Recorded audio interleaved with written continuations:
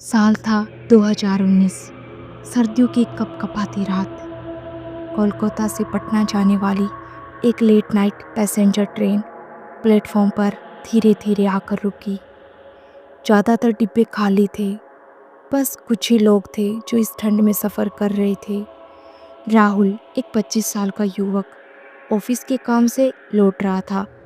उसने S2 coach में अपनी सीट ली और मोबाइल पर कुछ गाने सुनते हुए बाहर अंधेरे को निहारने लगा।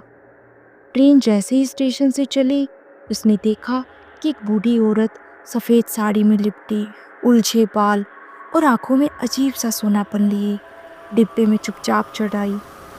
वो औरत बिल्कुल शांत थी, ना किसी से बात की, ना किसी की सीट पर बैठी, बस कोच के दरवाजे के पास जमीन पर पालथी मारकर बैठ गई। राहुल को थोड़ा अजीब तो लगा, लेकिन उसने ज़्यादा ध्यान नहीं दिया। आधी रात हो चुकी थी, डिब्बे में अब गहरी खामोशी थी। तभी राहुल को लगा जैसे कोई उसे घूर रहा हो। उसने नज़र उठाई तो देखा वो बूढ़ी औरत अब उसे घूर रही थी, बिना पलके झपकाए। उसकी आंखों में कुछ ऐसा था जो राहुल को अंदर तक डरा रहा था। वो डर के मारे सीट पर जम गया।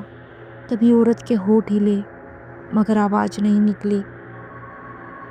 पर राहुल के कानों में किसी के फुसफुसाने की आवाज़ गूंजने लगी। तू दिखता है तो सुन सकता है।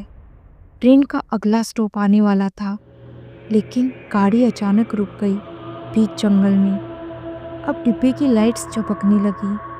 बाकी यात्री भी डर के मारे उठ खड़े हुए, पर किसी की नज़र उस बूढ़ी औरत पर नहीं जा रही थी। सिर्फ राहुल उसे देख पा रहा था। अचानक वो बूढ़ी औरत उठी और राहुल के करीब आकर बोली, तू मेरी जगह लेगा? राहुल डर के मारे चीख पड़ा। 50 साल पहले उसी ट्रेन में एक बूढ़ी औरत की हत्या कर दी गई थी। उसके शव को दरवाजे के पास से फेंक दिया गया था। तब से हर साल सर्दियों में वो आत्मा उसी कोच में लौटती है, एक नया शरीर तलाशने। हर बार कोई नया यात्री उसे देखता है और फिर अगली बार वो खुद भूतनी बनकर उस डिब्बे में बैठा होता है। अगले दिन न्यूज़पेपर में खबर छपी, एक युवक की लाश ट्रेन के डिब्बे में मिली। आंखें खुली थी और चेहरा डर से सख्त था, पर किसी ने नहीं देखा। उस डिब्बे में अब एक नई बूढ़ी औरत बैठी थी, बिल्कुल शांत, उसी दरवाजे के पास। ये कहानी आपको कैसी लगी मुझे कमेंट बॉक्स में बताइए और मेरे चैनल को सब्सक्राइब कीजिए। Thank you.